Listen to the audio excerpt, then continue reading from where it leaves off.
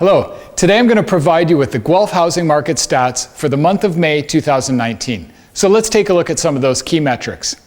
Median sales price was $533,250, which is up by 11.3% relative to May of 2018 and up by 4.8% from last month alone.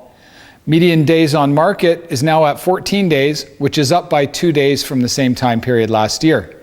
Total number of sales was 266, which is up by 18.8%, and total number of listings was 387, which is down by 4.8%. As you can see, the Guelph housing market was strong again for the month of May.